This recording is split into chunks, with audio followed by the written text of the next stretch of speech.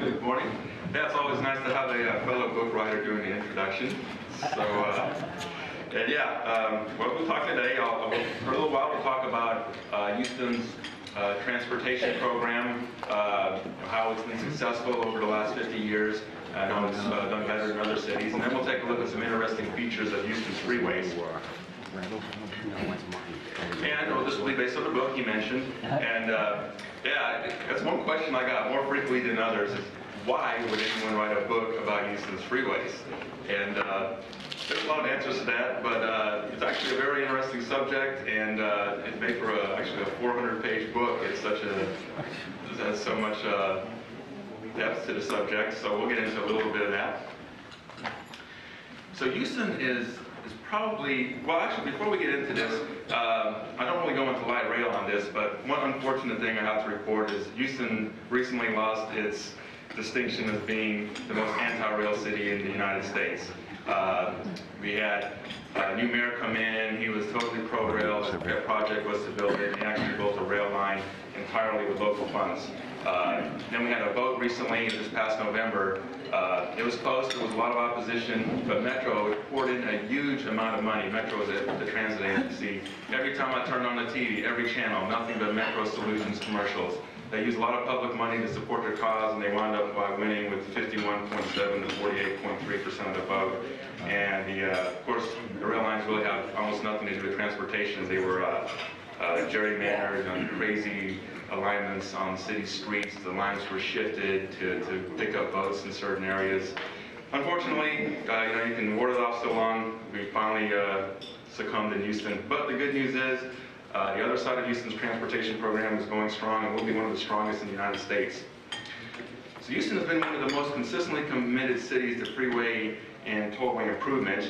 I kind of put in some other eras when other cities excelled. Of course, New York was one of the first, starting in the 1920s under Robert Moses, and they continued up until about 1960. Chicago was strong, but once they finished the Dan Ryan Expressway in 1962, that was pretty much the end of their proactive approach. Los Angeles, of course, the greatest accomplishment in freeways. They were strong continuously from the end of World War II until 1975, when their program collapsed and really has never recovered. I guess you could say the same with most of California. In recent years, we've seen a very strong performance from Atlanta in the 1980s. Their program recently collapsed in the late 1990s, so that could have long-term problems for them. Orange County was quite strong for a period in the 1990s. Phoenix has been going strong. But all the while, Houston, and also to a certain extent Dallas, has been consistently committed to highway improvements. And one thing you can notice in the recent years is how these cities, with the strong freeway program, have had some of the most affordable housing. Atlanta always near the top of the list, Phoenix, Houston, and Dallas. Of course, good freeway system increases supply. Of course, many of you are aware of the changing climate for freeways. This started to happen in the late 1960s. There was increased federal regulation, starting with the Federal Highway Acts, NEPA, Endangered Species Act, et cetera, et cetera, et cetera. We had rampant inflation in construction costs in the 1970s. Revenue from the fuel tax was stagnant, costs were skyrocketing, it became nearly impossible to build anything. Public opposition became much stronger starting in the late 1960s, and they were empowered by all these regulations that gave them a very large voice in the process. So as a result, freeway construction nearly totally collapsed around 1975. Los Angeles is one of the best examples of that. It also happened in Houston and just about everywhere. Now, after 1975, really only a few cities could undertake extensive highway construction programs due to the political climate. Houston was one. Now, the collapse in highway construction in the 1970s was particularly difficult for Houston because Houston had a tremendous boom in that period due to the energy crisis. So just as Houston was booming, highway construction was coming to a halt. And as a result, in the early 1980s, Houston was generally recognized as being the most congested city in the nation. So here we have a graphic from the newspaper. The policeman finds the artist alongside the freeway and says, "Why on earth would anyone set up an easel by the side of the freeway?" And the painter says, "I'm doing a still life." It was bad. I remember around my neighborhood, we barely even get out of my neighborhood to go to school back in those days. But there was a lesson from the 1980s. The Houston business community, all the political establishment got together and developed a program to get Houston out of the transportation crisis. And it was a program that focused on getting the job done. It did not have a rail component. It was focused on cost-effective measures like high-occupancy vehicle lanes, and building highways and building tollways, and it was highly successful. And during the 1980s and into the early 1990s, Houston dropped like a rock down the list of the most congested cities in the United States. So whenever someone tells you you can't build your way out of congestion, well, it has been done. Houston did it. So the problem is, everything is political, and when Houston solved their congestion problem, money started to be shifted out of Houston. And of course, we started to get more congestion in the 1990s as a result of that and increasing growth. So you may be wondering, well, how has Houston been able to do it? Really, what it comes down to, and I look back all throughout history, and particularly in recent history when things have become more difficult, you need at least one politically strong pro-freeway entity. That's a major governmental body in the region, most likely, for example, in Houston in the 1980s, it was a business community in Harris County. And in the present day, Harris County has still been the leader in that area, as well as TxDOT. So you need one strong agency. If you have several agencies, like the large cities, that really aren't taking a role in it, that seems to be okay. You just need one really pushing the agenda forward. And probably more important than any, you need no obstructing political entity. And that could be a city, could be an environmental movement, because many small groups can get a disproportionate amount of influence. So in Houston, generally for most of Houston's history, there has not been an obstructing political entity. And here's some more details on how Houston has done it. Strong leadership at the county level, strong planning by TxDOT, strong interagency cooperation, and that's among all the agencies, really have a very good relationship that includes TxDOT, the transit agency, the county, the city, and that's, for example, a stark contrast to Los Angeles, where they just descended into bureaucracy and bickering. So Houston has really been excellent in terms of cooperation. The role of the business community is very important. One thing you realize is, as individuals working to do things, it's very difficult. You need to have influence, and if you have a strong business community who's well connected with the politicians, giving those campaign donations, they have a large voice. So the business community is very important in the real estate development industry. I think that's really worked to the advantages of cities like Houston, Phoenix, Atlanta, and Dallas. You need a minimal environmental lobby. Houston's been fortunate in that respect. If you have a strong environmental movement in your particular area, obviously you just can't get rid of it. It's something that's worked in favor of Houston. It's kind of just been a plus in terms of its geographic location. Affordable construction costs, it's relatively inexpensive. In Houston, $1 billion goes a long way in terms of building freeways. That's not the case in Boston or California or Seattle. And acceptance of right-of-way clearance. In order to expand the freeways, a lot of right-of-way has to be cleared, and Houston has been able to do that, particularly along freeways. You can't really build freeways for the middle of the city, not even in Houston, but we can make existing freeways much bigger. So here's a few of the current major projects that are underway. Katy Freeway, which is Interstate 10, I'm pleased to report there was an opposition lawsuit against that project, and just a week ago it was dismissed by federal court. So this project is moving faster. It will be one of the widest freeway corridors in the United States, and it will have a high occupancy toll lane, 4 lanes down the middle, in addition to a 10-lane freeway. So Houston is moving into the era of hot lanes, as was discussed yesterday in California in some of the sessions, like we see in California 91, and that's, to a certain extent, that's the way of the future, and this is the first big project.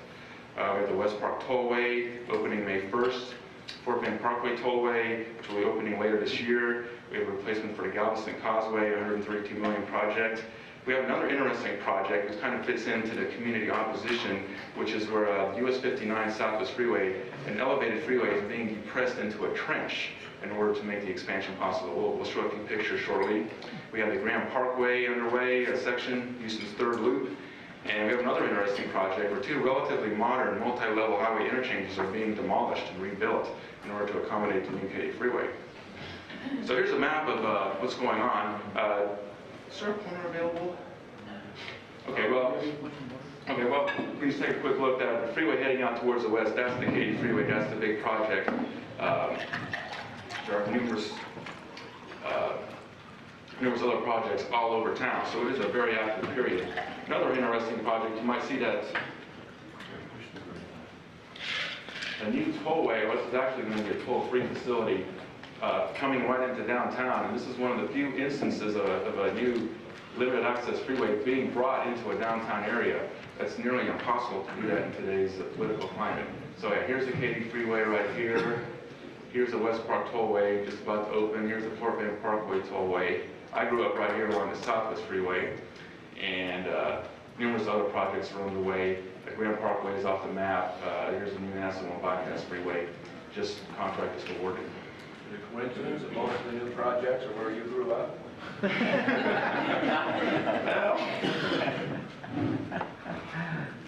So this is one of the interesting projects from the community opposition perspective. This is the Southwest Freeway. On the left you see what I call the Montrose Elevated. It goes through a fairly high income area. It was built in 1961. Plans were formulated to expand the freeway to add HOV lanes, and it caused a lot of neighborhood opposition. Of course, people are all familiar with that. As a compromise, an agreement was reached to sink the freeway into a trench at that location. They actually wanted a tunnel, but of course they were able to negotiate a trench. So it will be a wide trench like this with these long span arched bridges. Here, these pictures just taken last month shows the freeway being torn down. And of course you may be thinking this must be causing a massive traffic disruption. It is. It's causing a major freeway closure. There was actually a lawsuit to try to stop this project because of that. That lawsuit was also dismissed. Here's that stack interchange and demolition and reconstruction. The photo here on the left, this is Interstate 10 at Loop 610. This was completed in 1968. This interchange is currently being in the process of being torn down and rebuilt. It's just getting started. Here we can see some piers for the new 610 main lanes. Now on the right, what we see is probably one of the most unprecedented things in highway construction. This interchange right now is only 15 years old, and the contract will be awarded in June to tear it down and rebuild it, which could say is a certain amount of bad planning. But basically, the new freeway is going to extend about, well, we'll shake here, about out to here, so that it basically you just can't squeeze the new wider freeway through. So that interchange is coming down, and yeah, I seriously doubt any other place in the world will tear down such a recent structure. And there really hasn't been any negative public comment about it, because it's actually not the most attractive facility from ground level. So I think that's worked in favor of that. So let's talk about some history and interesting features of Houston's freeways. Houston has been one of the leaders in the last 20 years, and that's kind of propelled Houston up to a level where we can really look to it as a leader. Now, Houston's freeway era began on September 30, 1948, and throwing that circuit breaker was Mayor Oscar Holcomb on the Gulf Freeway. So when they turned on the lights, they said, "Let there be light," and the freeway was open. This is a view of that location. The freeway hit that exact point in 1948. Of course, it was a very primitive freeway by today's standards. Didn't even include a central median barrier. But that was typical for the era. Even in California, the Pasadena freeway was built without a central median barrier. Now, in those days, they actually got excited about freeway traffic. So you see up here, they actually erected a sign that looks like a big gerometer to keep motorists up to date on the increasing traffic. Unfortunately for motorists, the counts soon go off to scale, and traffic congestion will result.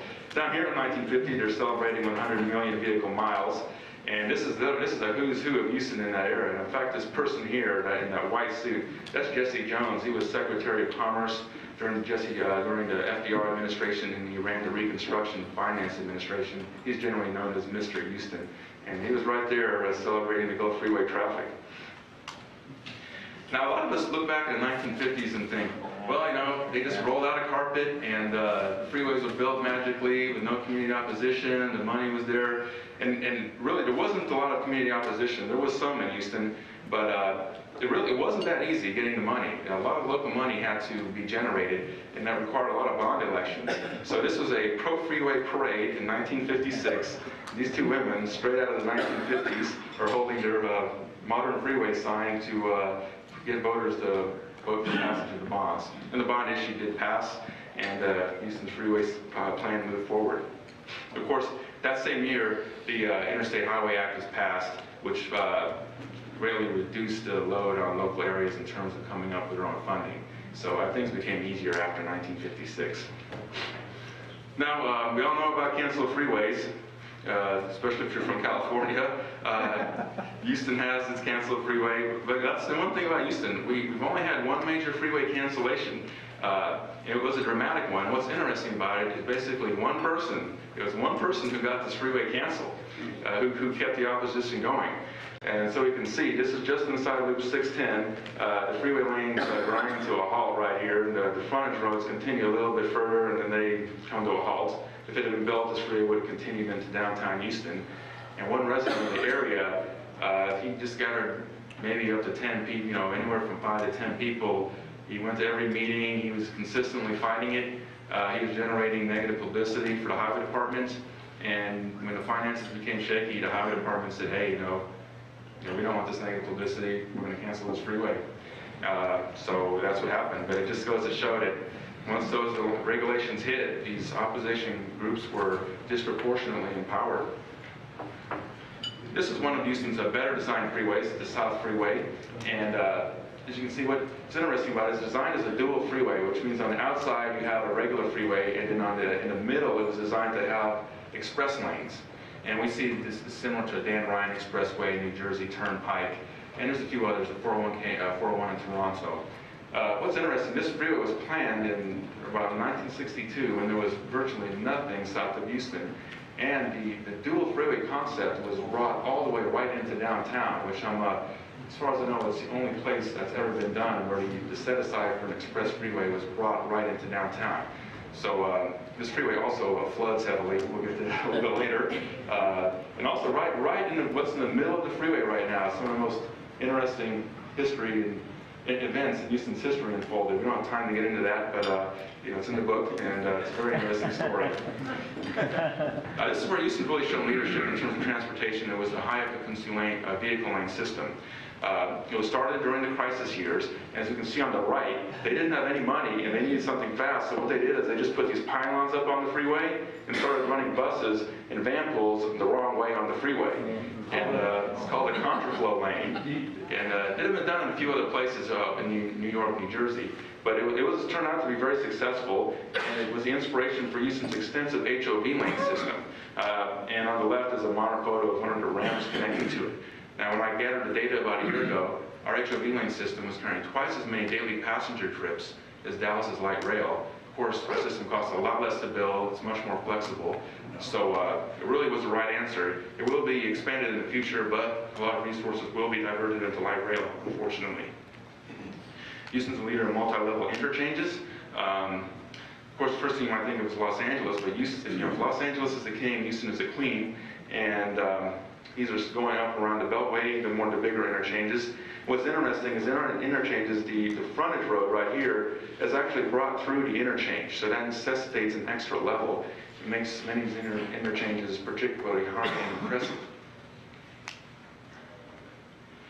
Houston has one of the most extensive downtown interchange complexes.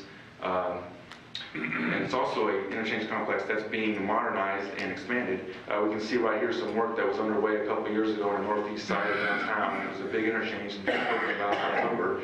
And it's in sharp contrast to Los Angeles, for example, where their downtown freeways are basically becoming a freeway museum. I think they completed it in 1962, and they've done nothing to improve it since then. Houston is continuously improving its downtown freeways. And this is definitely an area where Houston is the world leader, and that's in loop construction. Houston has 2 loops built, and the third one is underway, and they're moving through the environmental clearance process right now, and will most likely be built as a tollway. And you can look at cities very comparable to Houston in size, such as Atlanta, Washington, D.C. Both of those cities urgently need second loops, but they'll never get second loops. Atlanta will be lucky if it gets the northern arc. Washington, D.C. might get its sections of it around Dulles Airport and the Inter-County Parkway. But due to good planning and a good political environment, Houston is certainly a leader here. Loop 610 was opened in 1975, completed in 1975. This, what we see here, is the Galleria Uptown area. It's one of the most impressive edge cities in the United States. And actually, in recent years, there's been a lot of high-density high-rise housing built here. It's It's really office building and stop, but not high-rise housing. Beltway 8 was completed as a loop in 1996. It's mostly tollway. There's one section that still needs to have its main lanes built. The Graham Parkway is Houston's outer loop. First section was opened in 1994. Second section is underway, and most of it will probably be built as a tollway. It's moving through environmental clearance right now. Another interesting feature is high-mast illumination. Most of Houston's freeways are lighted by these high towers of masts. You mostly see those, or high masts with lights. You mostly see those around interchanges, but Houston uses them on linear sections of the freeway. And it can be quite an impressive sight to see these large masts going off to the distant horizon. The Katy Freeway expansion will include an unprecedented twin rows of 175-foot masts alongside the freeway. Houston's a leader in frontage roads, and I guess in case you've never been to Texas, your frontage road is a road that runs parallel to the freeway. It provides access to the freeway and allows ingress and egress from the freeway. Basically, about 82% of Houston's freeways have frontage roads. Now, they have their pluses and minuses, and in fact, most places in the United States and the world don't use frontage roads for a variety of reasons. Houston does, and it does increase the physical presence of Houston's freeways, and they are very popular in Texas. There was recently an attempt to stop building frontage roads, and the Texas Transportation Commission was forced to reverse that policy. Houston has 3 high-level bridges, and they've all had their share of problems, which are detailed in the book. This is one of the more recent events. One of them was built with a low clearance, and they got hit by a ship a couple of years ago. This is the hole. Fortunately, no cars fell through the hole.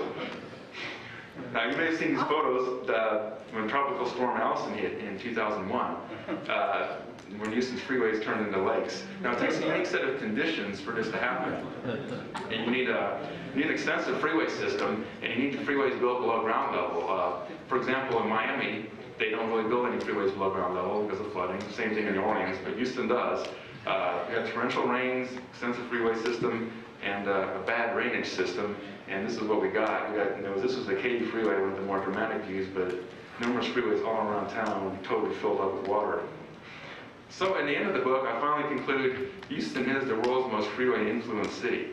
Now, everyone will think of Los Angeles, but because Houston has the extensive use of frontage roads, the frontage roads really elevates the importance of the freeway and the functioning of the city.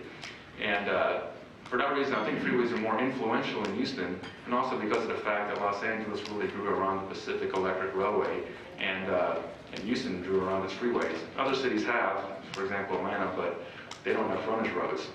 So that's the story, and some more information on www.houstonfreeways.com. Lots of photos, even if you're not from Houston, might be nice to look at. All right, that's it. Thank you.